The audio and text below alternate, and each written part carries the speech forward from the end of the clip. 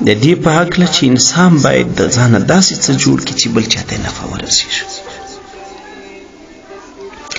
وایي زما یو همزولی و، زما کلاس پیلو و، ما او دی به څنګ پر څنګ باندې درس او سبق اخیستل. زما دا دوست ولو ده به کله کله دی د بزګر زوی و، د سارا کې کور په کښتو کرونده کې کور، مطلب د لرې ځای نه وطن څه چې راغلی.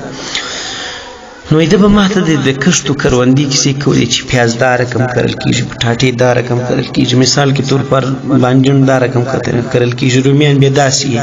نو ما ته به دې خبرو ډېر خوند راکاوه. نو یو ځل یې ما ته ویله چې راځه ته نن له ما سره ولاړ شه، سیل به مو وکړې، منظره به مو وکړې، د مور پلار اجازه واخله، شپه به وکړو، سهار به ته راشو، د جمعې شپه ده یا د دغه ورځ ده.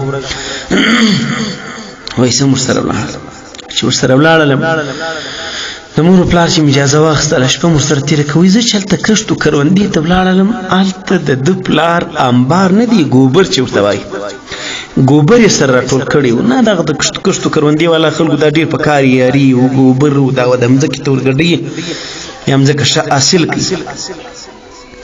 وایي زما په دې کې سوچ بند شو، زه خو د ښار والا سړی وم، ما چېرته دا لیدلی نو، موږ دلته د کچرې ټپونه لیدلي وو، بس خبرې ختم، کښتو کروندن ما نه و لیدلی.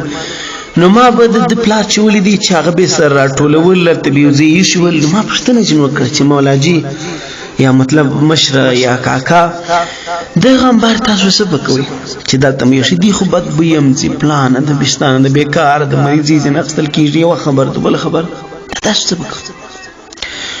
وایي په هغه ټیم کې ده ما ته دا وویل، زما دا خبره په یاد کېږي، زه ماشوم وم. وایي ته ویل بچی ته اوس ماشوم یې، ته لا کشر یې، کچی یې، ستا په دې شیانو سر نه خلاصېږي، که زه درته وښیم.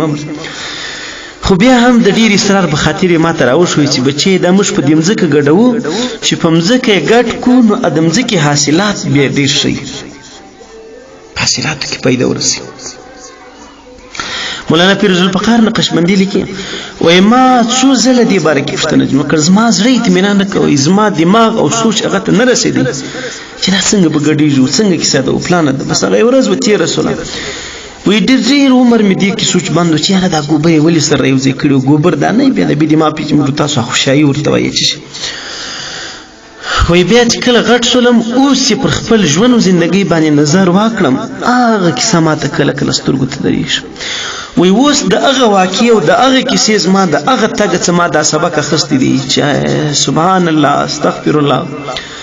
ای انسان چې ته دې ته وګوره، ګوبر چې زما او ستا په سترګو کې هېڅ شی هم نه معلومېږي، بیخي کپړې ځینې پاکه اوسئ، ما نه بد مې ځینې کېږي، د بیې څه بیخي مطلب ډېر بد مې ځینې کېږي، ترا د انسان ځینې کېږي. هغه چې هم د مځکې سره یو ځای سي، د مځکې سره یا د تخم سره یو ځای سي، هغه مځکې او هغه تخم ته پیدا ورسي.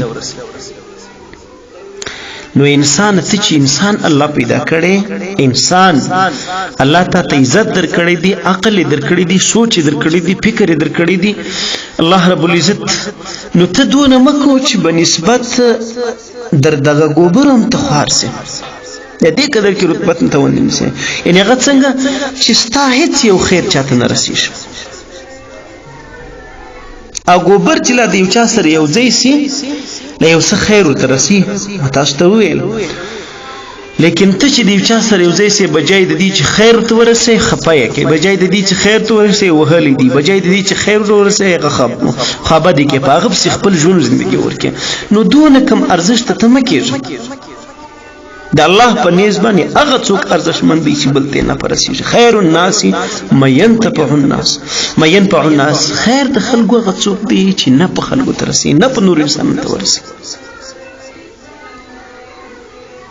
لہذا زما ګرانو عزتمندو قدرمنو مسلمانانو، بعضې کسان داسې چې د خیر ته هېڅ تمه او توقع نه کېږي، در هغو دغه انبار زیات ارزښت لري.